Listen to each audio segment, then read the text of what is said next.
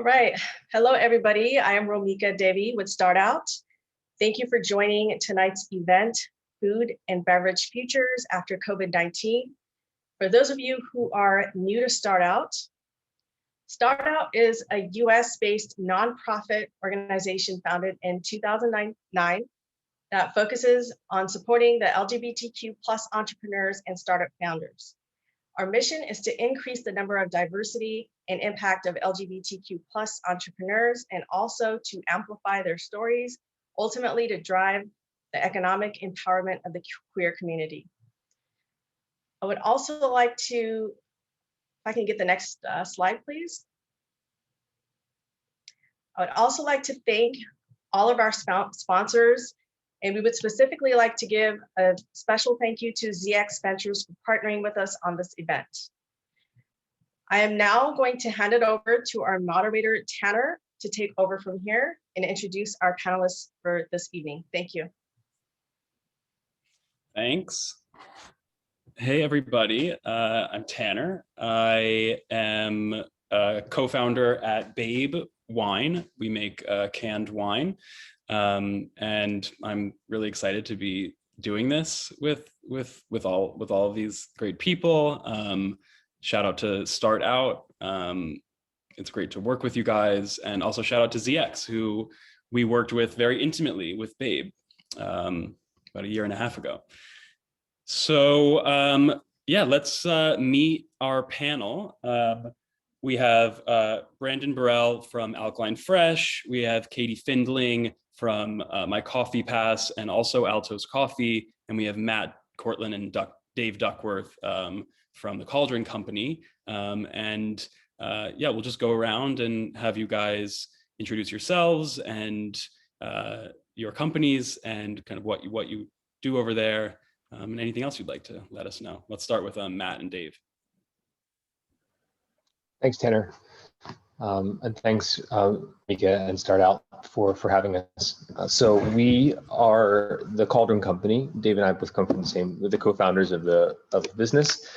We are a technology-led entertainment studio that produces innovative and immersive experiences across food and beverage and retail that blend technology with in-person experiences that make you feel as if the worlds from fantasy have come to life through interactive experiences. The way that takes form mainly is through interactive cocktail making classes and food experiences with working magic wands that allow you to control the environment around you. My background is in education and in technology development and PR, and my role in the company is CEO. And I kind of lead the direction of the company and our engineering studio. My name is Dave Duckworth. I'm the COO of the Cauldron Company. I don't have a magic wand to hand like Matt does. Trust him to be waving that around. But I am I'm the COO, so I'm in charge of the operations. I'm in charge of ensuring that our in-person experiences and our venues run smoothly. Working with Matt alongside our creative team to come up with experiences that are possible logistically as well as magically, and kind of putting all the pieces together and making sure it all comes together coherently. My background is in a number of things. It's in science. So I come from a whole family of scientists and are very keen at my amateur sort of home-based dangerous science experiments. I have a theatre degree as well, so I'm a trained actor and comedian, although I'm not that funny, but I'm sure you'll discover that over the course of this discussion. And most of my experience after that as an adult in the working world is food and beverage. I specialize in molecular mixology, which is the blend of chemistry and science into drinks and bartending, and we use that knowledge to create the experiences that we do. Thanks. Thanks, guys. Brandon, why don't you go next, and then Kadi. Sure. Hello, everyone. Thank you, StartOut. My name is Brandon Verrell. I've live in Fort Lauderdale, Florida. I am the founder of Alkaline Fresh. Alkaline Fresh is a ready-made meal delivery company that provides premium alkaline plant-based meals. If you're wondering what alkaline means, it's foods that are at a pH level of 7. So anything that's above the 7 on a pH level scale is considered alkaline. So we look forward to bringing our products to America and sharing them with the population and helping the population fight childhood obesity and adult obesity as well. A little bit about my background. I worked on Wall Street for a while. I worked for Morgan Stanley for about 5 years, worked for Bank of America a little bit. So I'm originally a finance guy, and then I got moved into the food and to the hospitality industry probably over the last 10 years, where I started my own recruiting company where I supply staff to a lot of the major cruise lines. So I supply them with a lot of the culinary and food and beverage staff for a lot of the major cruise lines, and I have partnerships with partners all over the globe in Asia and in South Africa as well. So, I'm excited to be here, and look forward to any questions you have. Awesome. Hey guys, my name is Kadi Findling. I am coming to you from Austin, Texas, and I am the founder and CEO of myCoffeePass. We are a monthly subscription-based mobile app that connects coffee lovers to local coffee shops. So think of us as the Starbucks and the ClassPass app meet and to support local. So with COVID having been a thing, which is why we're here to talk about, I had to go into a different role. So now I'm the VP of Sales and Marketing for Los Altos Coffee Company. So I went from tech to CPG, and I love both spaces, both still in coffee. So that is my background, marketing and sales, and that is me. Excited you guys are all here. Thanks, amazing. And a special extra thank you to Matt and Dave, who I believe it's extremely late for, if I'm not mistaken, because they're in the UK. That's correct. Yeah. We're calling Just part of the gig. You guys look great, all things considered. Okay, great. It seems like a common theme here is that all of us, me included, have kind of worn a few different hats over the courses of our careers, and transitioned from thing to thing. And I think that is kind of going to be a common theme in this conversation as we discuss what our lives were like and what and how the shape of our companies have changed over the last year, and how we're looking into the future with your businesses. So I'd love to start by touching base on kind of, how last year went for all of you, and what it looked like at your respective companies, and kind of what 2021 has been like so far, and what plans are looking like, for the rest of the year. Kadi, why don't you start? Awesome. So I was fully invested into myCoffeePass. We launched the first version of the app. To give you guys a little backstory timeline, we've launched the first version of the app here in Austin and San Antonio in December 2019. It was awesome. The whole point of the app was for it to be super interactive with the baristas, because that's part of the local coffee shop experience. Is every coffee shop is so different, and I really wanted to showcase that. So launched that in 2019, December 2019, the end of December, and then COVID happened in March 2020. So it was crazy to say the least, because we then had to figure out how to make this very interactive app not as interactive, because now COVID's happened, and then how do we still support our local coffee shops, because that was the whole that's the whole premise of myCoffeePass.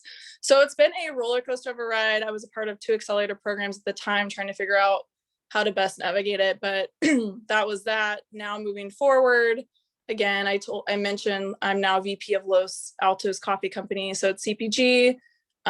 So interestingly enough, is they were one of my coffee partners, so there was an opportunity with them, and I took it. So that is what it's been with COVID so far. Now that we're reopening back up, I'm excited to see what happens with myCoffeePass. And then again, with Los Altos, there's a lot that they've done, and I know that we'll get more into that, but that's just a little bit of background with myCoffeePass and Los Altos.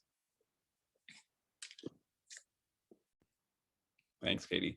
Matt I'll call on you separately sometimes. Matt, do you want to take this one? Sure. So how has the past year changed is the question, right? Yeah. Yeah, I mean, we have primarily been an in-person based experience, which obviously can't happen if people aren't allowed to be in person or indoors, or even at venues. So the past year has been just like constantly on your toes, adapting to whatever needs to happen in order for the company to move forward and for our employees to be gainfully employed and doing meaningful work. So initially that was moving to e-commerce and using our IP differently. So we have a lot of IP around our technology and our drinks and our interactivity. And so bringing that online, building out Shopify and an e-commerce platform and the fulfillments and the supply chain that goes along with that.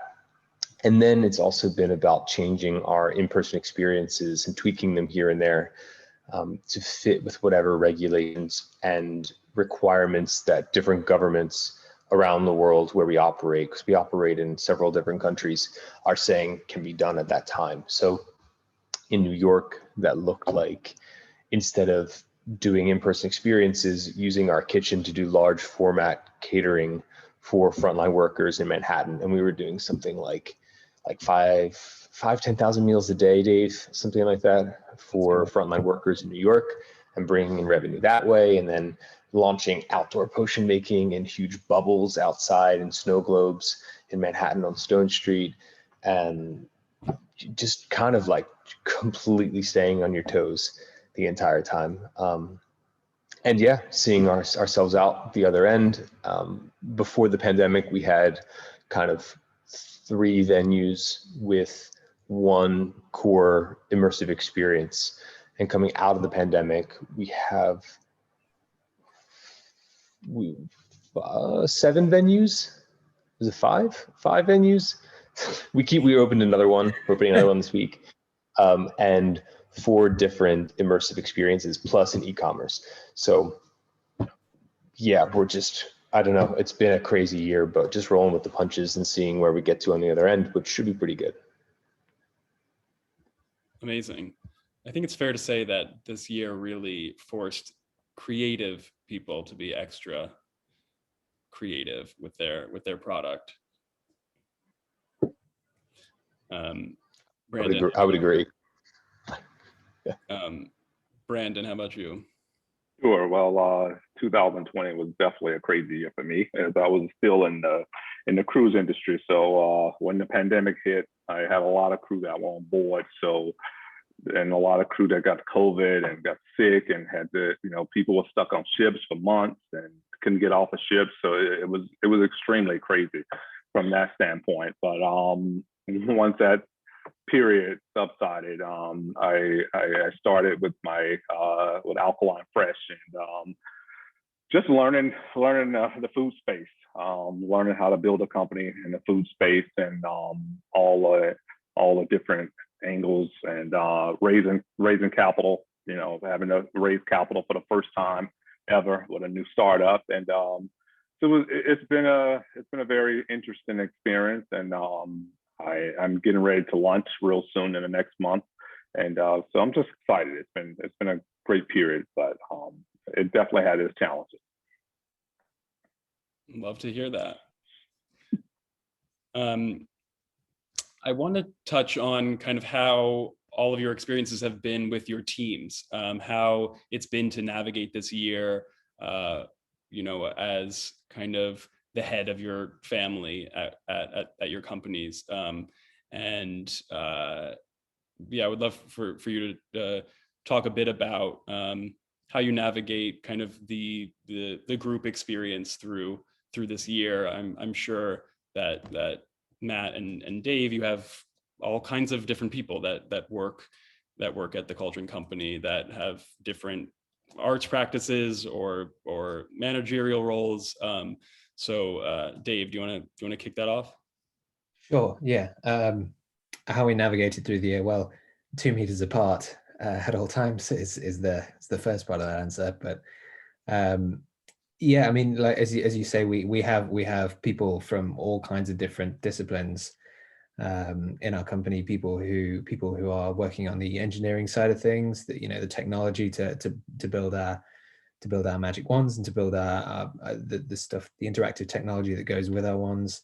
Our props and design departments to create immersive environments, as well as the operations people who actually run the venues. So in terms of keeping everybody on top of like meaningful work, and managing that kind of team, yeah, I mean it's about people being able to utilize staff and find areas and find talents for them to work in different areas as well. So for instance, our designers who would normally create an interior space there's something really immersive, we're able to shift onto other meaningful design work for our branding, for our e-commerce stores. So there's obviously a very, very logical kind of shift of skill sets there. Our guys who work on our magic wands, who are constantly developing new things, started working on kind of like manufacturing processes. And our operations people who would normally run venues were looking into the fulfillment and the organization and the customer support and setting up the online facilities. So it's really about kind of like, as a small company especially, finding the strengths that you have within your team. And I think that can be said at any time, but has been particularly important over the course of COVID. Finding having the right team on hand, being able to utilize them properly, and finding other strengths that they are able to have, and ultimately able to develop those skills further as well when they might not have ordinarily had a chance to, and then build them into more rounded individuals with a wider breadth of work experience as well. So yes, it's been tough and always difficult to manage people in doing things that is not necessarily their home, but in actuality, it has presented a lot of opportunity for growth, just even from a personal development standpoint for a lot of our staff members. How about for you?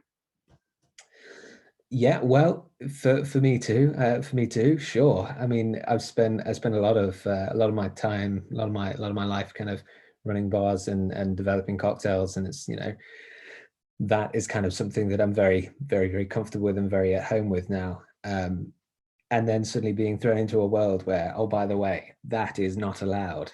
As we say, finding skill sets, finding ways to diversify the company.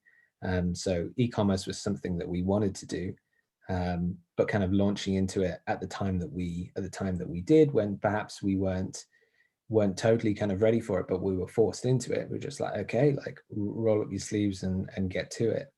And yeah, I'd say kind of a similar sort of thing in terms of finding, like you said earlier, like finding creative ways to stay on top of keeping your business flowing and keeping things happening.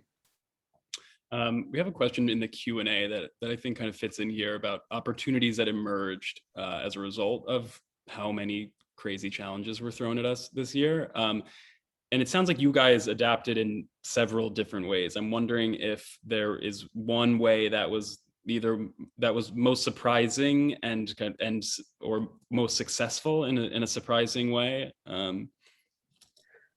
Yeah, for sure. Actually, I mean, this is something that I've been reflecting on quite a lot recently with some of the new experiences and some of the new things we've been doing. So as I've mentioned several times already, obviously e-commerce was kind of the big way to diversify what we were doing, make ourselves kind of more accessible. But also we had a lot of, as I believe some places did in America, we had a lot of rules around food and food service with alcohol. Now, before we'd been leading a predominantly wet-led operation, right? So it was nearly all drinks. Whereas suddenly you have this element of like, you have to serve food, you have to eat food, you have to serve a substantial meal with what you're doing. We also had curfews, which meant that we're not able to operate past, 6 p.m. in Scotland at some points, 8 p.m., 10 p.m., whatever it was. And at that point, you've got to think to yourself, well, people are not going to be drinking cocktails that late at night. So how do we diversify our offering in order to be able to get at that? And the presence of coronavirus really provided like an opportunity to focus on that entire kind of like market, if you like. And so we have been successful in launching some food-based experiences, launching non-alcoholic experiences, and we've seen, and obviously, and our retail, not only e-commerce, but actually launching a retail-based offering as well in central London.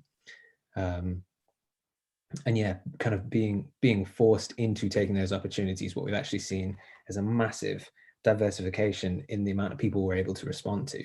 We're able to cater to children and families and birthday parties and all kinds of people, and it brings in an entirely new demographic, an entirely new network, an entirely new market into what we're creating and into the world that we're trying to build and get people to be a part of. So in terms of the opportunities, really forcing you to take a look at a different demographic that isn't evening drinking has been actually hugely beneficial in the long run. And we are, we're just beginning to see the dividends from that in terms of what we can do and what we can achieve. Thanks. Apologies for how long that was. Sorry. Apologies for how long that was. No, not at all. It led me perfectly into a conversation about demographic, which I would love to talk about. Kind of what you learned this year about your consumer, and what kind of important things will you take from this year to kind of sharpen your business next year or this year. I still think of like COVID as yesterday and the year before that, but. Yeah, Brandon, can you talk to us a little bit about kind of what I'm sure you know a lot about, how people are eating, Sure. What kind of habits are popular right now? What are you taking into the future? Well, what I'm taking into the future is that I think people in general are want to live a healthier lifestyle. I think COVID has been a wake up call for everyone, especially here in the States, with a lot of people losing their lives to, basically because they had underlying issues or, was obese. And I think people are really taking that serious right now. So especially with Generation Z and the millennials. And I think even the older generation is starting to watch what they eat and, be a little bit more environmental friendly when it comes to the consumption of animals and, eating things out of the ocean. And I just think we headed into the right direction with the younger generation. And I think we're going to see a lot of changes in the way people live and eat going forward. Yeah.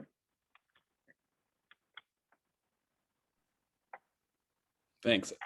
Kadi, how about you? I mean, you've been kind of you're part of two different work communities right now, which have kind of their own demographic of customers. Both the companies you work for are I believe B2B. But yeah, can you speak to kind of like how you've navigated changing relationships with customers, whoever they are? Yeah. So for myCoffeePass, right, we're B2C and B2B. So for that during COVID, right, it was figuring out how to support our coffee shop. So for us in working with our coffee shops, we're their marketing platform. So a huge, even pre-COVID, right, a lot of small businesses, they don't spend a lot of money on marketing. So our solution for these local coffee shops was to be that platform for them and to provide them with more exposure. So when COVID happened, it was a lot of communication, kind of going back to the question that you said before is like with team, for us, it was how do we communicate with our coffee shops, because they're freaking out of how to like maintain customers when no one can go anywhere, basically. So we learned that in that time, right, it was like you do whatever you can to survive. I think David mentioned that, like you get very innovative. And I think what I saw was there was a lot more marketing done. A lot of people at that point were like, oh my gosh, I need to put more money into marketing. I need to change platforms. I need to sell on e-commerce. I need to do that. I couldn't do that necessarily with myCoffeePass, unfortunately. So I was trying to figure out how to support my coffee shops. And then on the Los Altos side, because they are an actual physical coffee company, so we sell coffee beans, they're newer. And so a lot of what they did actually is they prided themselves on shipping local. So if you bought coffee with them, it was like same day delivery, which is awesome. But right when you get post-COVID, we're still kind of in it, but now these consumers are thinking, okay, now I'm going to get my coffee right away, right? So you kind of set this expectation of I'm getting my coffee right away. So the demographic with coffee doesn't necessarily change. It's how they get their coffee, right? So, and how fast. And so that's what we learned, that myCoffeePass and the Los Altos side. So very interesting, very fun to navigate, to say the least, as Dave alluded to. Yeah, I mean, any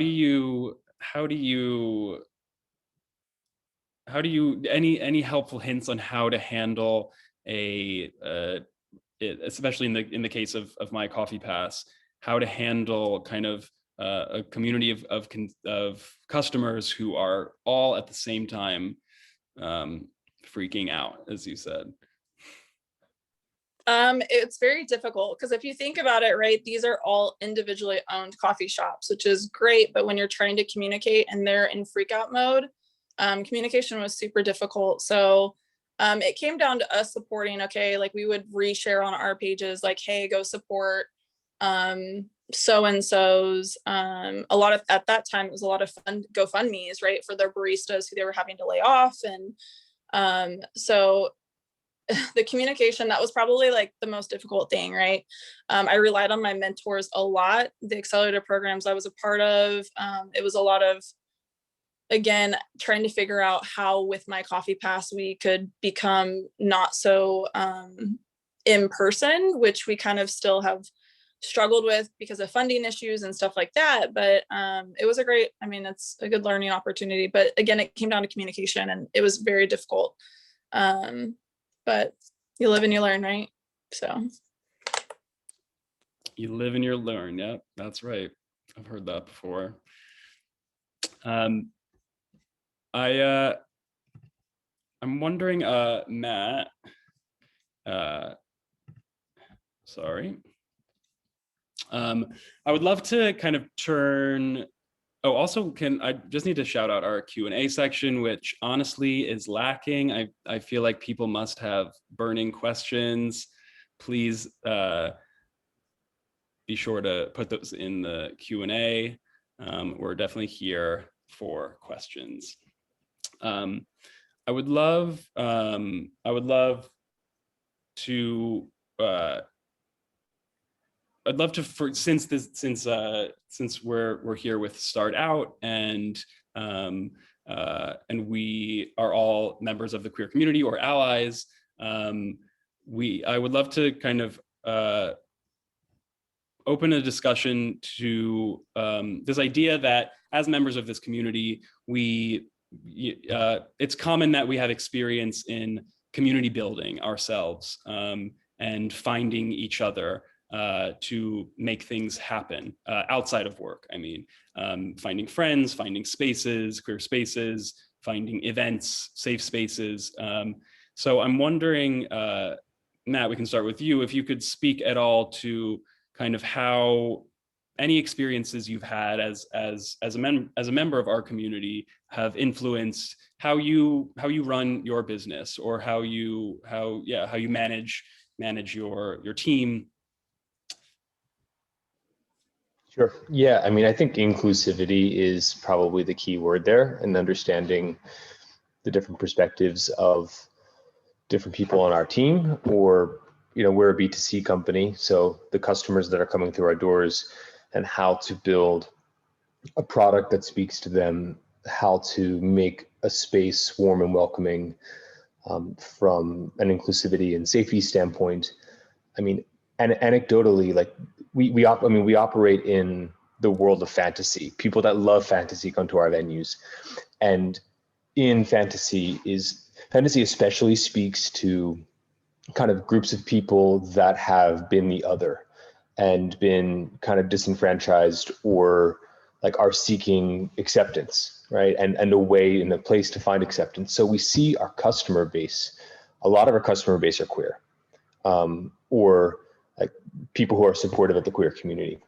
And so when we think about creating safe spaces, so before this, I was a teacher with Teach for America, and I worked with them to create a national safe space campaign to make safe classrooms for teachers and students.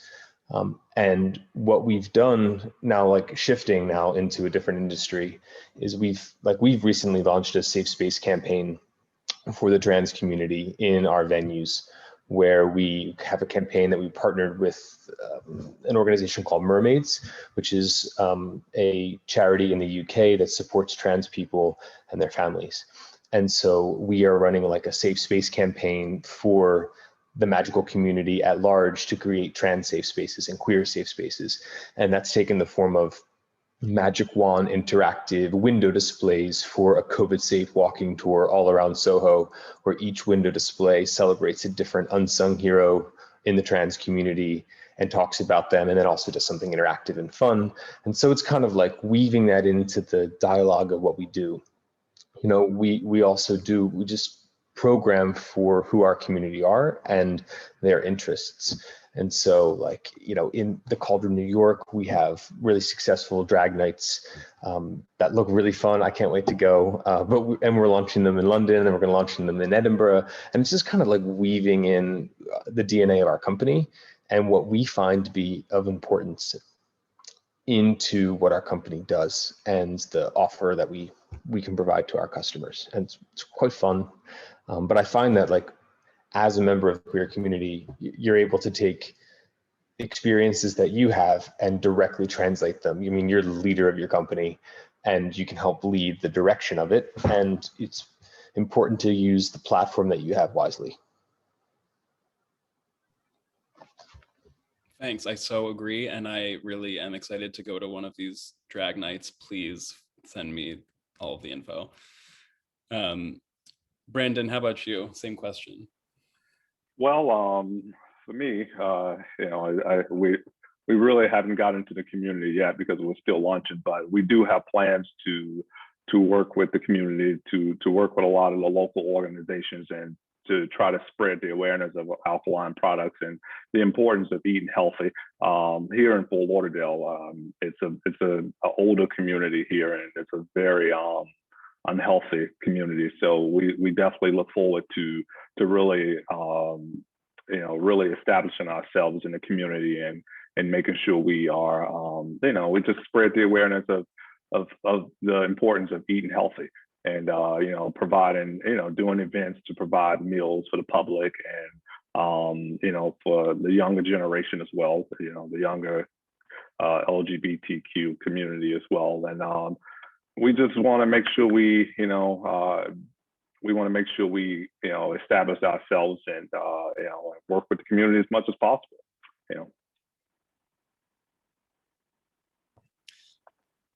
How about you, Katie?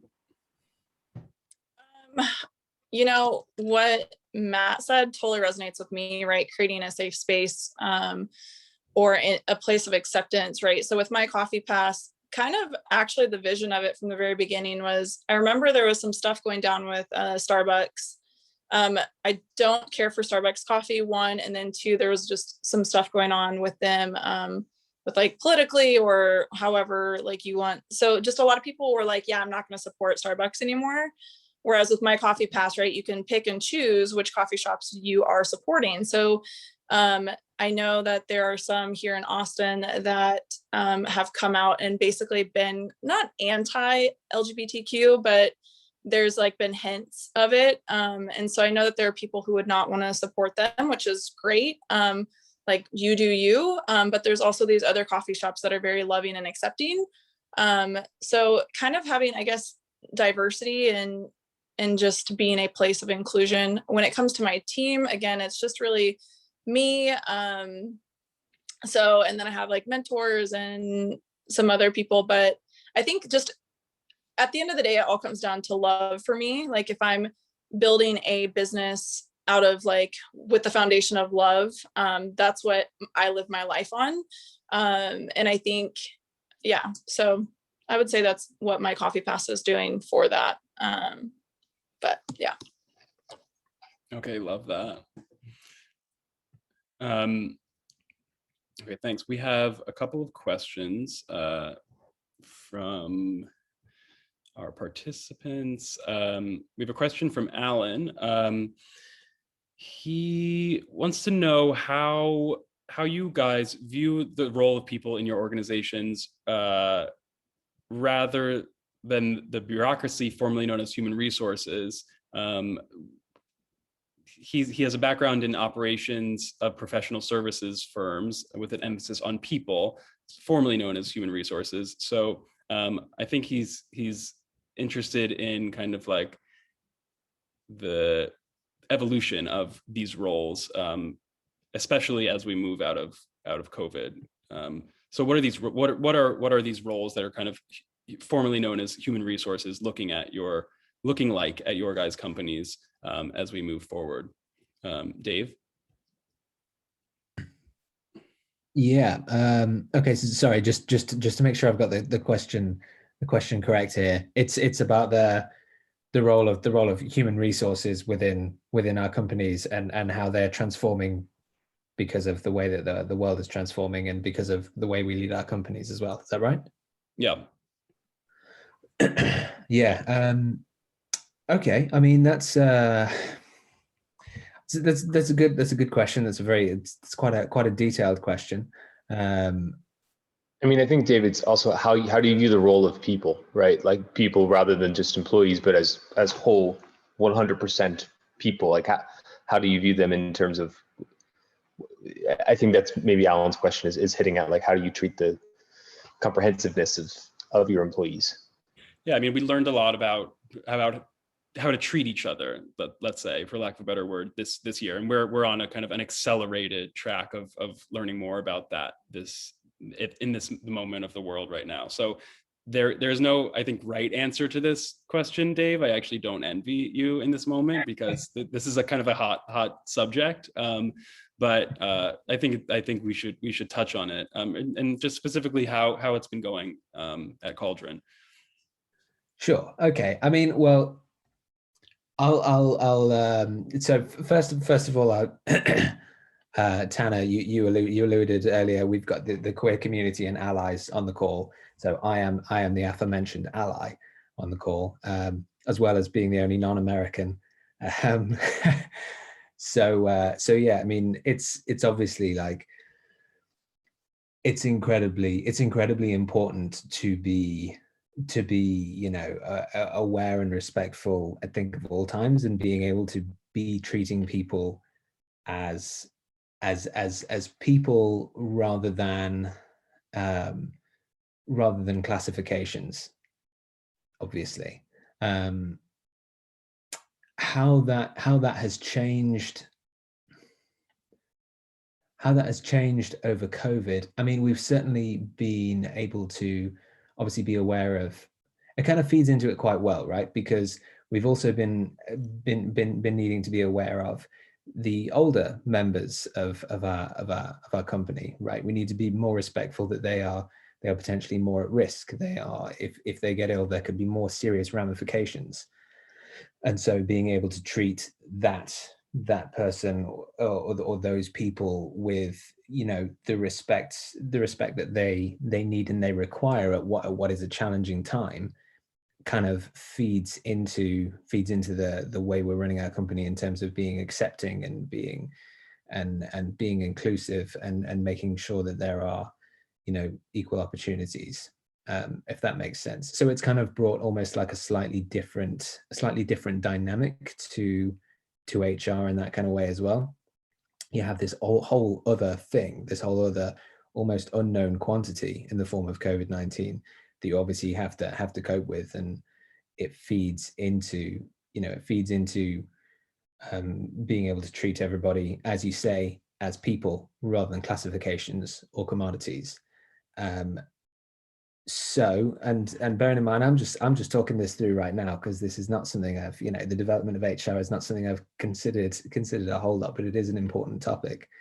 I can say that, like, perhaps that's something that could have been, looking at it that way, could have been a good thing for companies up and down the country, in that, it is literally a life or death situation as to whether you are respectful of your employee who has underlying health conditions or is slightly older.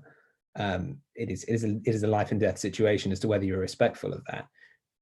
And getting that frame of thought, getting that frame of in your mind can only be a good place for where you want to be respectful of people from the queer community or people with different identities or whatever. So I don't know. I hope that sums it up. I hope that gives some kind of insight. It's a really interesting question. I haven't thought too much about it outside of what I've just rambled to you right now. No, you did great. It's a complex thing that we're I think right now we're all kind of in a moment of asking these questions, and I think that it's a time of more questions than kind of finite answers when it comes to this. But yeah, this is a totally safe space for us to think out loud. Thank you for the question, Alan. Yeah, thank you, Alan. I have another question from Alex. A beautiful question from Alex. Lucy. Everyone has made big changes in their business and profession during COVID, with Kadi and Brandon starting new jobs.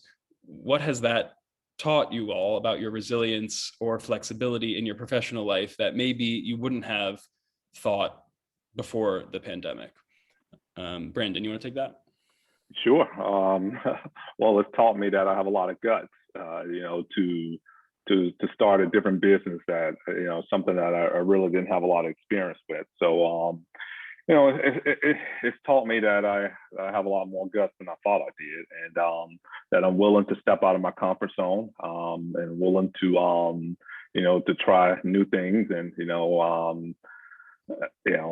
that I definitely thought that you couldn't have told me that I've been pursuing this avenue before COVID. I was so focused in the cruise industry, even though it was something that I had a desire to do. I just never saw myself doing it. So, I think it showed me a lot. I learned a lot about myself, and, I'm happy on the new path that I'm going on.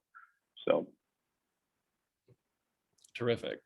Kadi, I want to ask you the same question, but I want to stay on Brandon just for 1 second, because we're getting a few questions about fundraising. And I know you are in the midst of it, or you just finished a round. In the midst of it.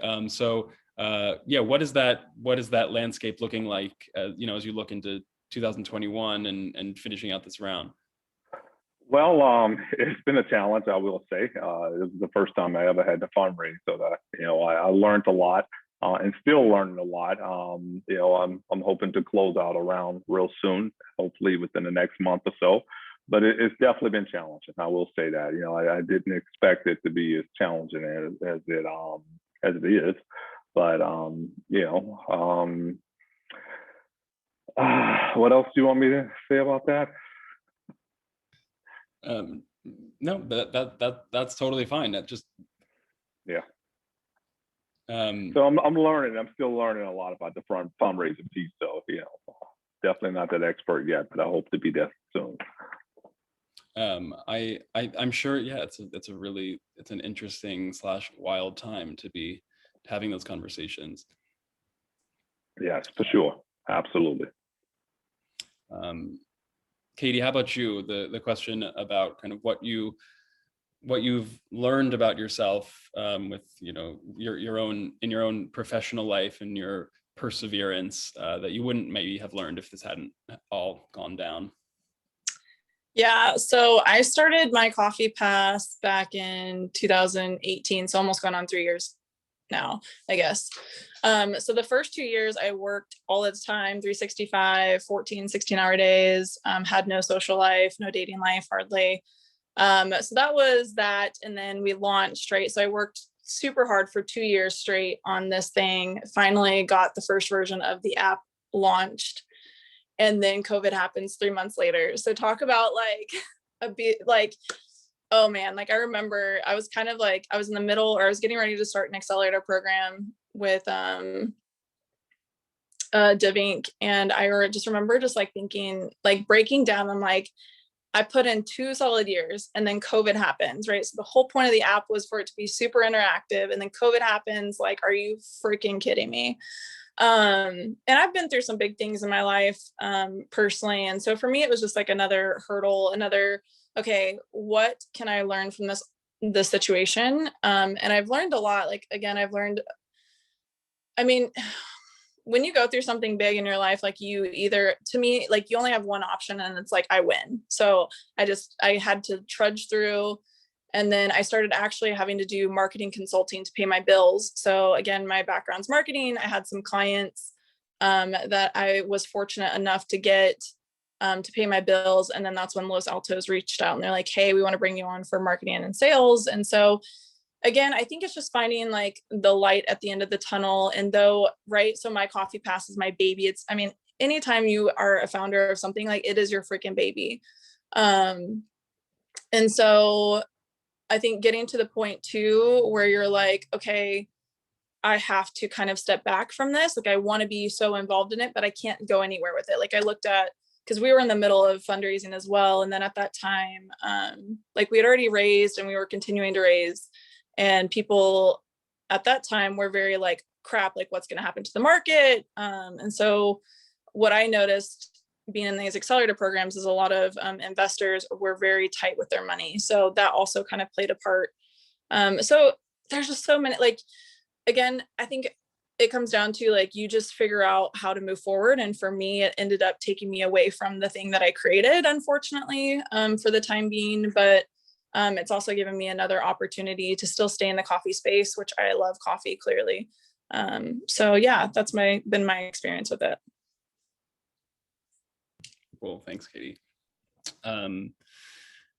I have a question here that I'm gonna answer myself. I'm gonna steal the mic for a second. There was a question for me as a founder of an alcohol company. The question's from Ryan. He says, I own First Light Coffee Whiskey. Everybody Google First Light Coffee Whiskey as soon as this is over. It's a coffee flavored whiskey. Maybe you should talk to Katie, Ryan.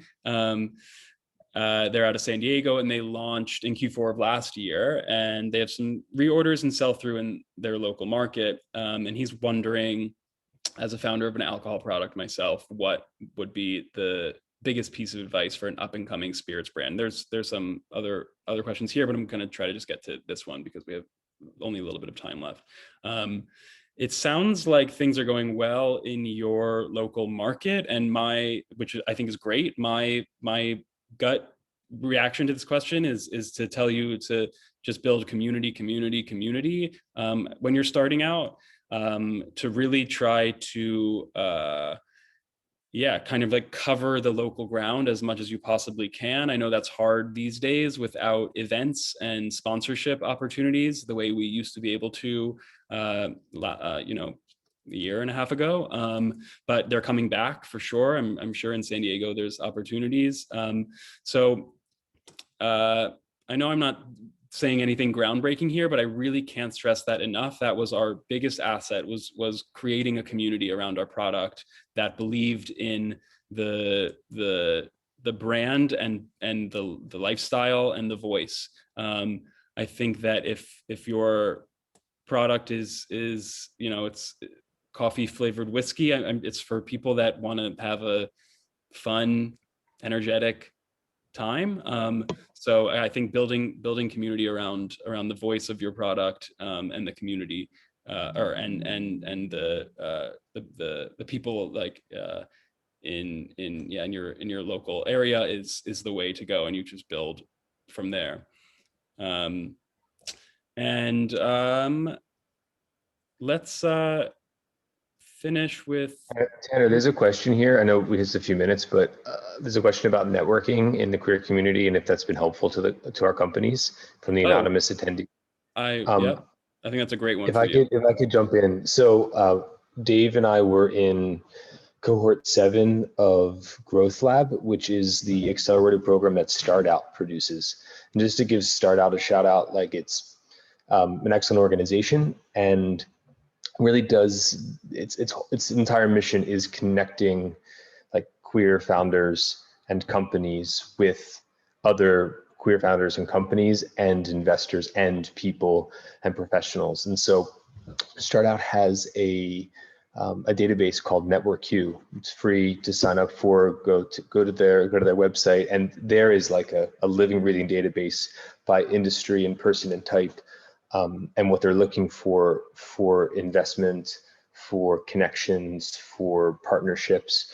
I'd encourage everyone to make a profile there and go there and like look at that database because it's a treasure trove of information and connections. And so we found, like, when you fundraise, use every advantage you possibly can to raise the funds that you need and your company needs and to grow your company. And for us, that's leaning into the, one of those things is, great, we're a queer founded company, how can we go and do that? And so on our call tonight, we have several of our investors who found us through StartOut or who are members of the queer community. I think it's been immensely helpful. And it's kind of a new, like, there aren't that many resources out there, but there definitely are. And the ones that are developed by really smart and excellent people who like have developed them for a specific reason. So check it out, StartOut, Network Q. And I think you can apply for the next, maybe I think they're starting the new cohort 8, but there will be a cohort 9 of Growth Lab for startup companies that are queer founded startup companies that are looking for a really good accelerator program. Thanks, Matt. I want to give everyone a moment to just give a good old fashioned plug. If there's anywhere that you want to direct people, while we have a few minutes here. Katie? What do you mean by plug? Let me. Is there does Los Altos have a Instagram or Got it. Yeah. So Los Altos Coffee Co is our name. So we are shipping coffee everywhere. We're trying to get into the local local retail stores. So that's what I'm working on right now. But we are on Instagram, Facebook. You can follow myCoffeePass. We haven't been very active due to COVID. So I would say Los Altos Coffee Co. They have the best coffee. I'm not just saying that. I was a huge fan of theirs like way before I started working for them. So check them out, order some coffee. And yeah, that's our plug. Sick, thanks. How about you, Brandon? Sure. Well, you can check out our company, Alkaline Fresh. The website has not launched yet, but it will be launching next week. We are on Instagram, we're on Facebook, we're on Twitter, we're on LinkedIn. We look forward to sharing a lot more information about the company, and you can catch us there. Great.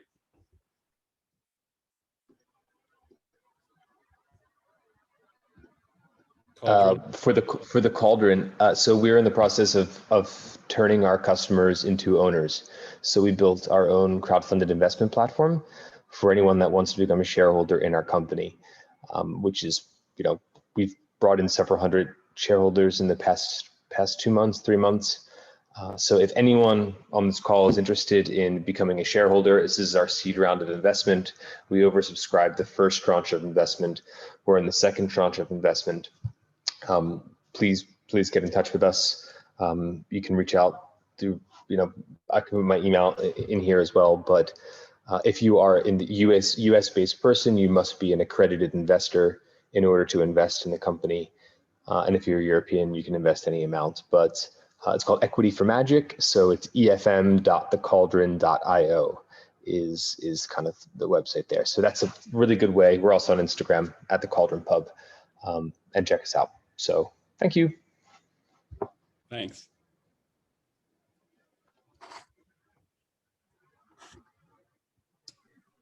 All right.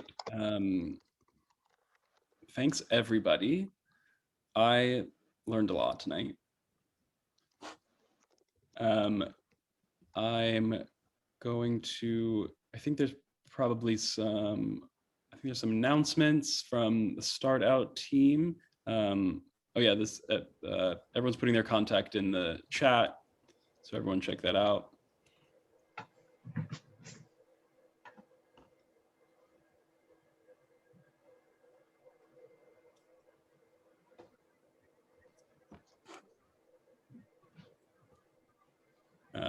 Yeah, so I think that wraps us up. It's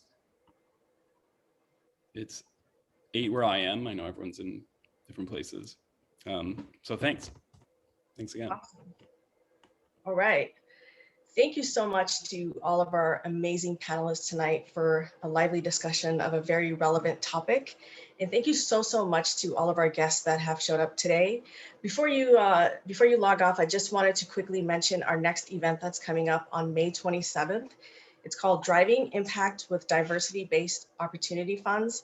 It's a discussion of setting up diversity-based opportunity funds, specifically application funds to help overlooked and underrepresented investors and entrepreneurs into the VC ecosystem. Once again, that's happening May 27th at 5 p.m. Pacific and 8 p.m. Eastern. So once again, thank you all for showing up, and you have a great evening and great night wherever you're tuning in from. Thank you so much.